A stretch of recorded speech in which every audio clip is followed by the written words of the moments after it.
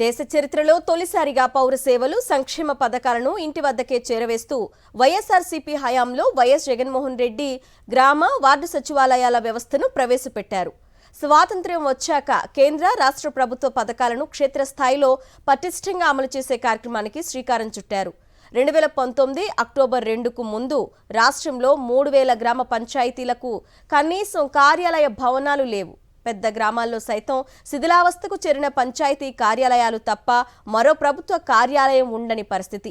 4-5 పంచాయతీలకు ఒక్కరే కార్యదర్శి. కానీ ఆ పంచాయతీ కార్యాలయాన్ని ఎప్పుడు తెరుస్తారో ఆ గ్రామ ప్రజలకే తెలియదు.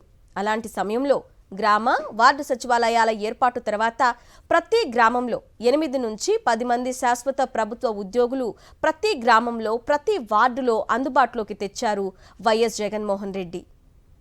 వైఎస్ఆర్సీపీ అధికారంలోకి వచ్చాక ప్రజల గడప వద్దనే సేవలు అందించేందుకు ప్రతి 50 మందికి ఒక వాలంటీర్ను వైఎస్ జగన్మోహన్ రెడ్డి ప్రభుత్వం తీసుకువచ్చింది. రోజు ఉదయం 10 గంటలకే వీరంతా ప్రభుత్వ సేవలకు ప్రజలకు సిద్ధంగా ఉండేవారు. సాయంత్రం 3 నుంచి 5 గంటల మధ్య సచివాలయ ఉద్యోగులు ప్రత్యేకంగా వినతులు స్వీకరణకే కేటాయించారు.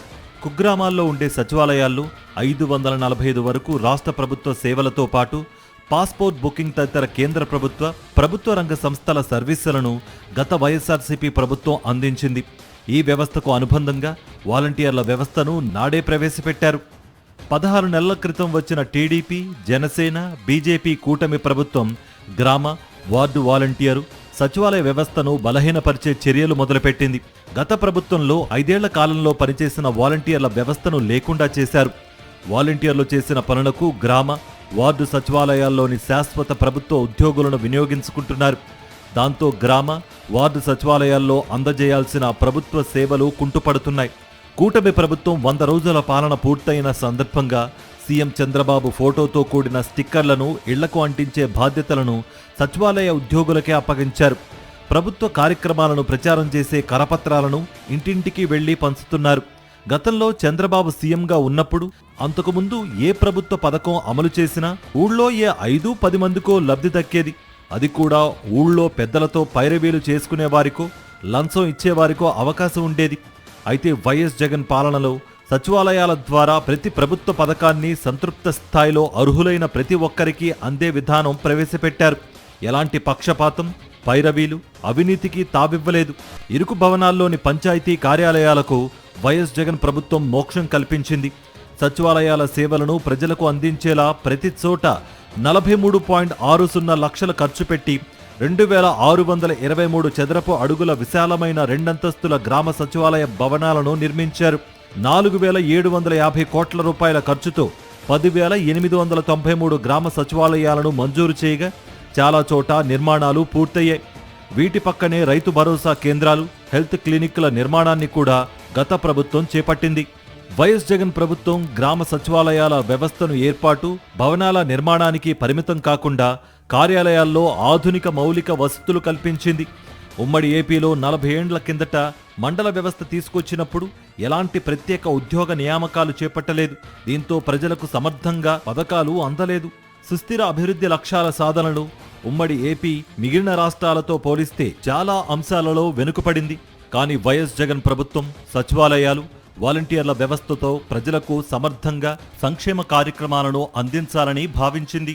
దీనికోసం కొత్తగా ఏర్పాటు చేసిన 15,004 గ్రామ వార్డు సచివాలయాల్లో పనిచేసేందుకు 1.34 లక్షల కొత్త శాశ్వత ప్రభుత్వ ఉద్యోగాలను మంజూరు చేసింది. 4 నెలల్లోనే భర్తీ ప్రక్రియను ముగించింది. సచివాలయాలకు అనుబంధంగా పనిచేసేందుకు గ్రామాల్లో ప్రతి 50 ఇళ్లకొకరు, పట్టణాల్లో 75-100 ఇళ్లకు ఒకరు చొప్పున 2.66 లక్షల మంది వాలంటీర్లను వైఎస్ జగన్ ప్రభుత్వం నియమించింది.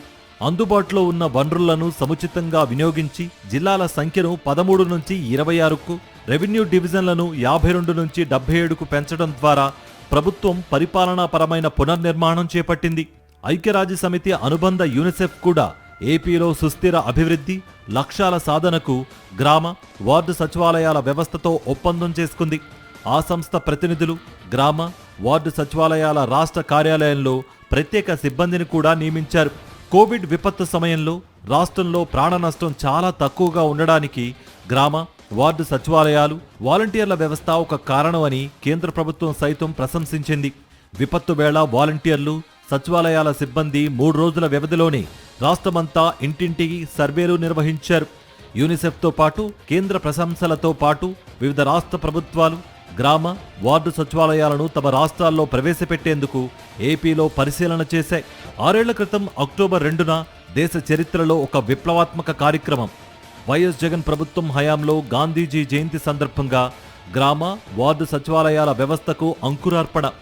ప్రభుత్వ సేవలు, కార్యక్రమాలను ప్రజలకు గడప వద్దనే అందించడమే లక్ష్యంగా పనిచేశాయి. కులం, మతం, పార్టీలతో సంబంధం లేకుండా అందరినీ సమానంగా చూశాయి. అంకిత భావంతో, విధి నిర్వహణతో గాంధీజీ చెప్పిన గ్రామ స్వరాజ్యానికి నిలువుటద్దంలా నిలిచాయి. గ్రామ, వార్డు సచివాలయాలు ప్రజల సేవల కన్నా ప్రభుత్వ పెద్దలు చెప్పే ఇంటింటి సర్వేలకు పరిమితం అయ్యాయి. ఎన్నో ఆశలతో ఉద్యోగాల్లో చేరిన గ్రామ, వార్డు సచివాలయాల ఉద్యోగులు ఆత్మగౌరవం దక్కితే చాలని భావించే దుస్థితి.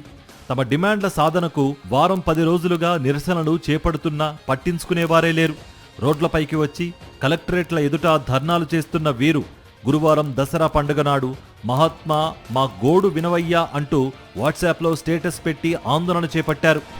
2019 జూలై, అక్టోబర్ మధ్య 1.34 లక్షల శాశ్వత గ్రామ, వార్డు సచివాలయ ఉద్యోగాల భర్తీకి రాష్ట్ర వ్యాప్తంగా 21.69 లక్షల మంది నిరుద్యోగులు దరఖాస్తు చేసుకున్నారు.